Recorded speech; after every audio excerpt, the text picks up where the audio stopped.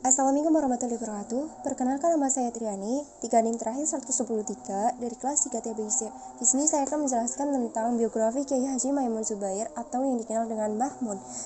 Mbah Mun dilahirkan di Karangmangu, Sarang, hari Kamis, bulan Sya'ban tahun 1347 Hijriah atau 1348 Hijriah yang bertepatan dengan tanggal 28 Oktober 1928 yang merupakan putra pertama dari Kiai Zubair Dahlan dan Nyai Mahmudah.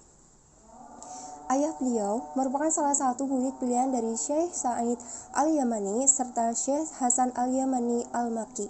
Nah, kedua guru tersebut adalah sosok ulama yang tersohor di Yaman. Oleh karena itu, dari ayahnya Mbah Mun belajar tentang ketegasan dan keteguhan, sedangkan dari kakeknya Mbah Mun belajar tentang kasih sayang dan kedermawanan. Nah, nasab dari Mbah Mun dari jalur kakek yaitu Kiai Haji Zubair bin Mbah Dahlan bin Mbah Carik Warijo bin Mbah Munandar bin Puteh Podang bin Imam Komarudin bin Muhammad bin Ali bin Husain bin Abdullah bin Pangeran Pakabunan bin Panembahan Kulon bin Sunan Giri. Sedangkan dari jalur silsilah nenek yaitu Nyai Hasanah binti Kiai Syuaib bin Mbah Ghazali bin Maulana Mbah Maulana. Kemudian ada keluarga Mbah Mun. Yang pertama adalah istrinya yang bernama Nyai Haji Mas'ia yang merupakan keturunan dari Mbah Sumbu Lasem, dan kemudian beliau dikaruniai 10 anak. Yang pertama adalah Kiai Haji Abdullah Ubab, Kiai Haji Gus Naji, Kiai Haji Majid Kamil, Gus Abdul Ghafur, Gus Abdul Rauf, Gus Muhammad Wafi, Gus Yasin, Gus Idror, Nyai Haji Sobibah Maimun, dan Nyai Rodiyah. Kemudian sanad ilmu dan pendidikannya. Sejak kecil, Mbah Mun sudah dibimbing langsung oleh orang tuanya dengan ilmu agama yang kuat, mulai dari menghafal dan memahami ilmu sorof, nahwu, fikih, mantiq, balaghah, dan bermacam ilmu syara' yang lainnya. Pada usia yang masih muda, beliau sudah hafal beberapa kitab di luar kepalanya. Di antaranya adalah Al-Jurumiyah, Imriti, Alfiyah Ibnu Malik, Matan, Jauharotut, Tauhid, Sulamul Munarok, serta Rohabiyah fil Faroidi. Selain itu, beliau juga menghafal kitab fikih mazhab Asy-Syafi'i seperti Fathul Qari, Fathul Mu'in, Fathul Wahhab, dan lainnya. Pada tahun 1945, beliau memulai pendidikannya ke Pondok Lirboyo Kediri yang dibimbing oleh Kiai Haji Abdul Karim atau yang biasa dipanggil dengan Mbah Manaf. Selain kepada Mbah Manaf, beliau juga menimba ilmu agama dari Kiai Haji Mahrus Ali juga Kiai Haji Marzuki. Kemudian pada tahun 1950, beliau berangkat ke Mekah bersama kakeknya sendiri, yaitu Kiai Haji Ahmad bin Syuaib, untuk belajar dengan ulama di Mekah. Di antaranya adalah Sayyid Alawi Al-Maliki, Syekh Al-Iman Hasan Al-Masyad, Sayyid Amin Al-Qubi, Syekh Yasin Isa Al-Fadani, Syekh Abdul Qadir Al-Mandali. Di sana beliau belajar selama 2 tahun.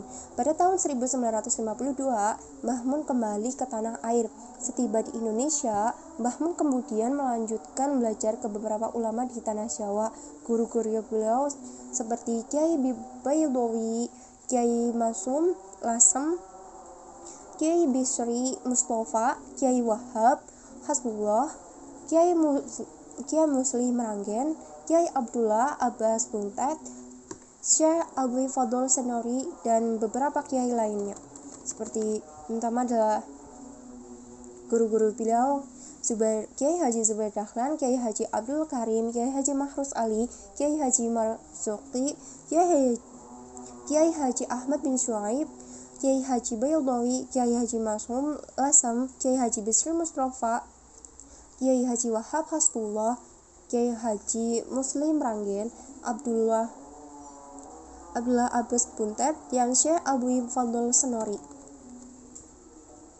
Pada tahun 1965, Mbah Mun mendirikan sebuah pesantren yang bernama Pesantren Al-Anwar. Nah, pesantren inilah yang kemudian menjadi rujukan para orang tua untuk memondokkan anaknya untuk belajar kitab kuning dan Turat. Nah, Pada akhirnya, masyarakat Sarang Rembang mengenal Kiai Haji Mbah Mun sebagai sosok ulama yang karismatik. Murid-murid beliau yang terkenal seperti Kiai Haji Abdul Wahid Zuhdi, Gus Anam, Gus Baha, Kiai Haji Abdul Nasir Hatta, Kiai Haji Khairuzat, Kiai Haji Ali Musyar, dan Kiai Haji Nafan. Jasa dan karya Mbah Mun. Yang pertama, untuk beberapa urusan NU, beliau sering dijadikan sesepuh dan rujukan. Yang kedua, menjadi mudira Madrasah Al-Ghazaliyah dari awal berdirinya hingga saat ini. Nah, Nadir Masjid Jamiah Sarang yang berada di sebelah barat desa Sarang, Rembang, dan Ketua Badan Pertolongan dan Sosial Sarang.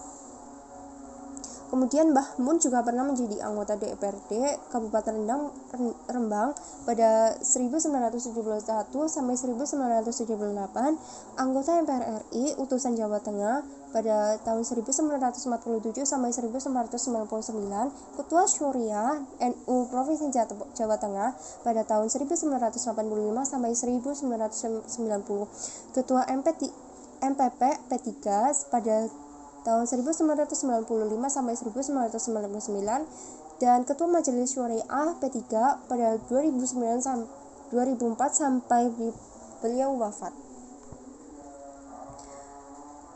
Kemudian Mbah Zubair juga pernah menjadi utusan Indonesia dalam Majelis Ijtima Ulama Nusantara kedua di Malaysia pada tahun 2000.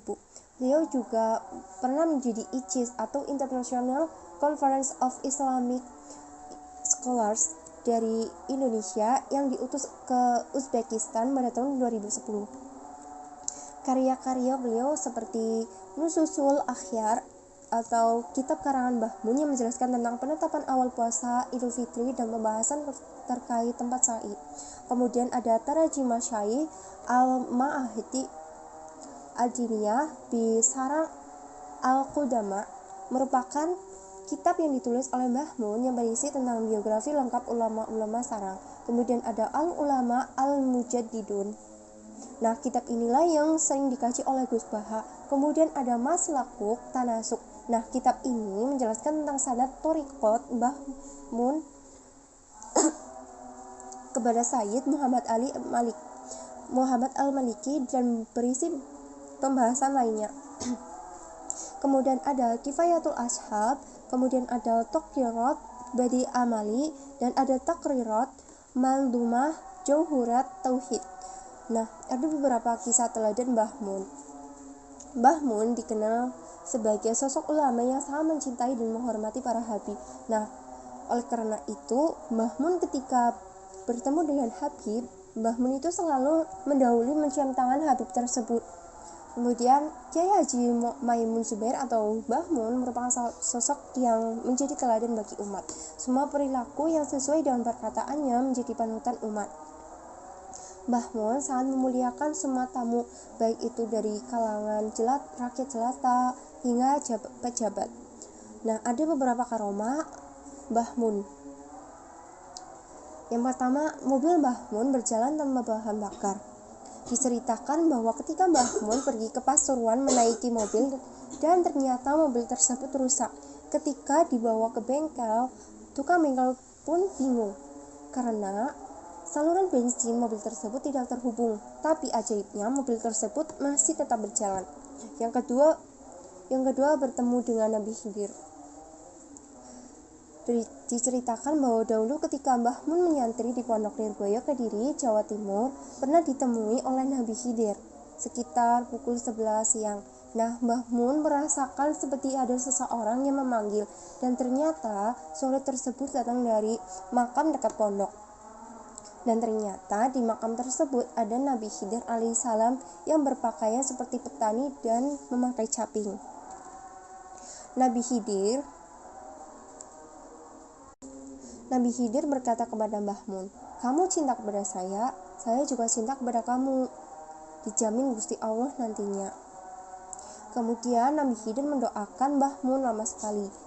Selama berdoa dan diamini oleh Mbah Mun, Nabi Khidir kemudian menghilang dan Mbah Mun kembali ke pondok lagi. Dan karomah yang ketiga, Mbah Mun tahu tanggal wafatnya. Kisah ini diceritakan oleh Pak Sodikun yang merupakan salah satu jamaah haji asal Tegalrejo, Magelang, Jawa Tengah. Waktu itu ia diminta oleh kakaknya untuk sowan untuk meminta berkah kepada Mbah Mun di hotel di mana Mbah Mun menginap. Nah, atas saran kakaknya tersebut, Pak Sodikun berencana sowan ke Mbah Mun setelah sholat Jumat.